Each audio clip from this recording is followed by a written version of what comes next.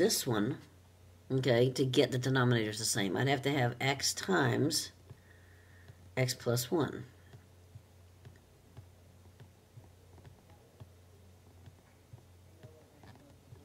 So this time, well, this one I'm going to multiply by x. This one I'm going to multiply by x plus 1. All right. You might be saying, ooh, multiply that top by x plus 1. I'm going to have to FOIL that together, aren't I? And it's a special kind of factoring, or we're multiplying back together again, we're foiling, but when we do, it's going to look like a difference of squares, isn't it? Because one's positive, one's negative, same number. Okay, so on top of this, I'm going to have 2x cubed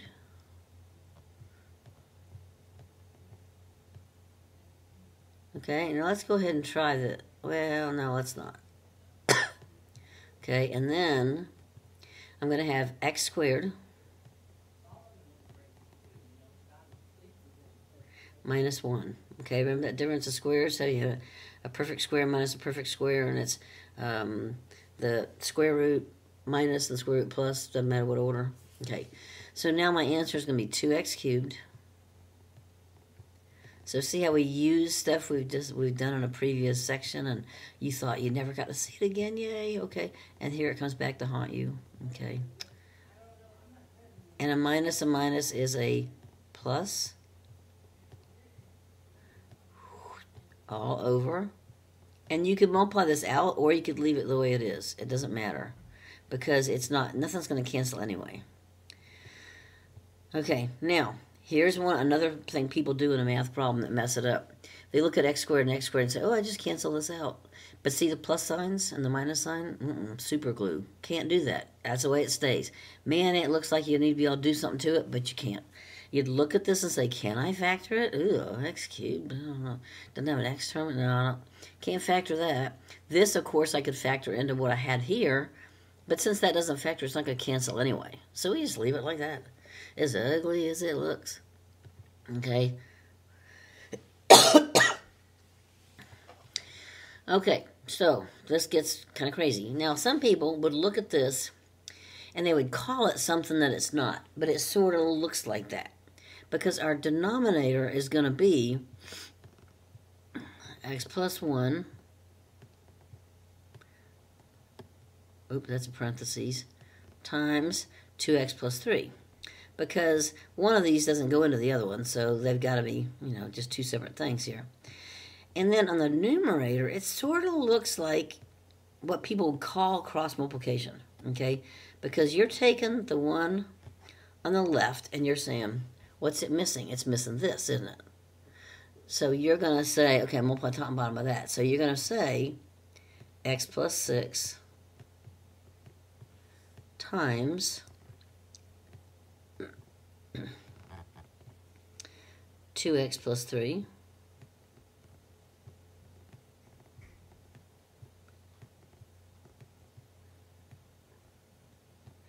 and then you're going to say over here you're going to have 4 times, and then what's missing on the bottom of this is x plus 1, so you multiply top and bottom by x plus 1.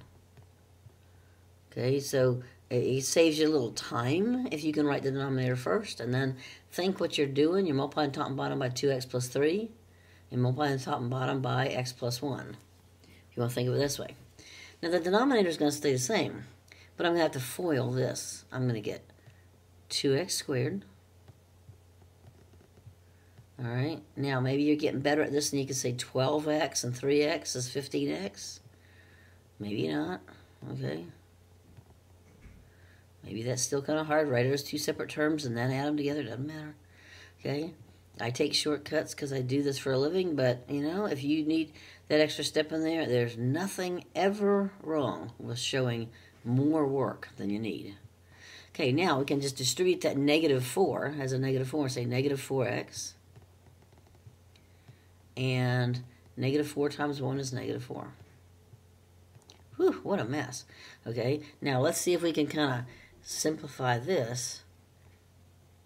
Okay, so we got 2x squared.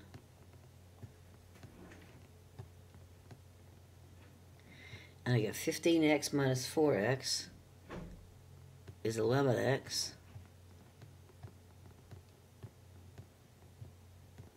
And this was 18, can't read my own writing. 18 minus 4 is 14.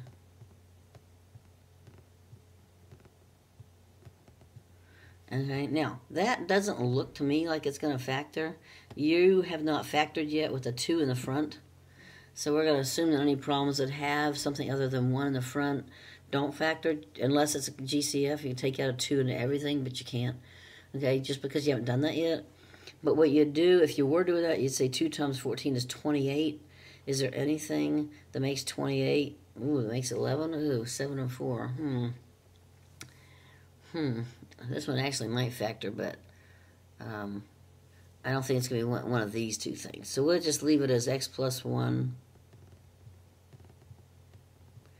All right, on the bottom, and 2x plus 3. And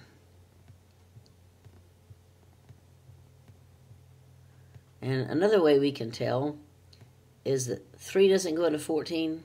1 does, but if you had 2 factors that made 14, and one of them was 1, the other one had to be 14, that wouldn't make 11. So even if this factored, it still wouldn't cancel out. It's another way of looking at it. All right. Now this one's a little different because on this bottom here, you should always look at any binomial or trinomial and say, can I factor it?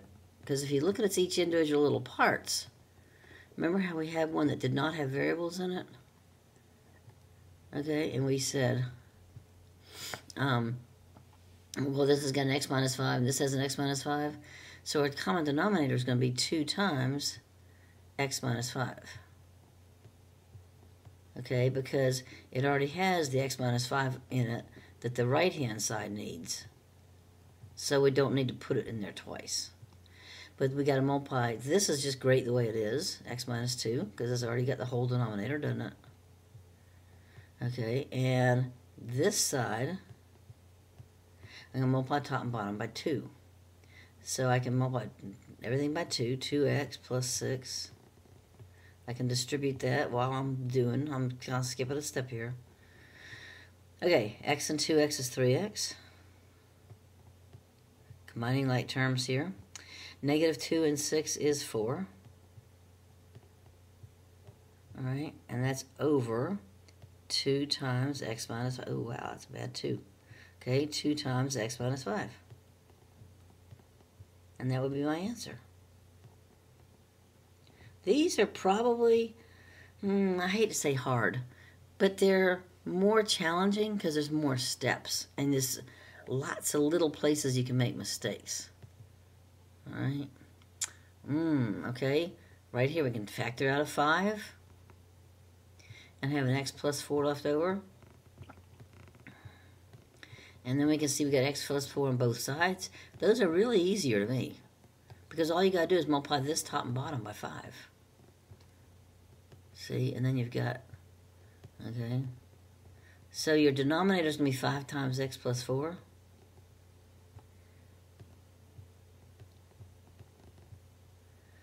And your numerator, if I ever get there here, is going to be 2x because on this side we don't need to do anything to the denominator. And on this side we just multiplying by 5, so we got 25x.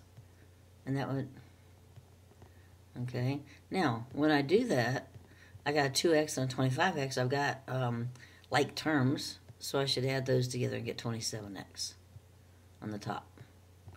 Right? Over 5 times. Yeah, and I guess in some fluky situations, maybe the 27 and the 5 would simplify or something, but these, yeah, that doesn't. So we're just left with this beautiful little answer here, and we go, wow, what an answer. Now, this is a little harder here. Got nothing in common. Nothing to factor out, nothing in common. So the denominator is going to be x plus 7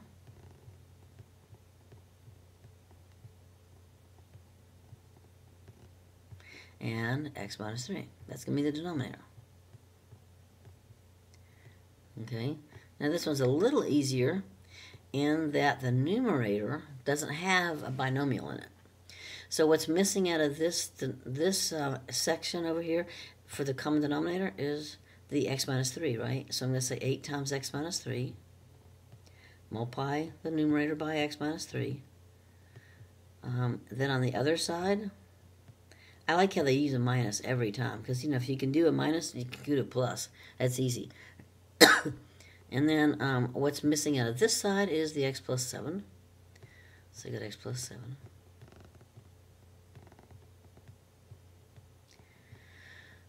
All right, so I got 8x minus 24 minus 5x, because I'm distributing that negative sign with the 5,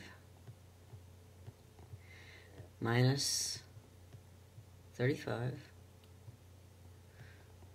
Whew. And I'm going to combine like terms. And remember, the denominator should be under here, but I'm lazy. 8x minus 5x is 3x. And then negative 24, negative 35, negative 59. Boy, you guaranteed right there that ain't going to factor, because I think 59 is a prime number. Okay? Over x plus 7.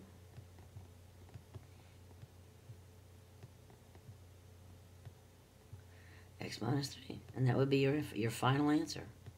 Are you sure this is your final answer? Oh, yes, that's my final answer. Yay! Okay, and I'm done. Woo, awesome.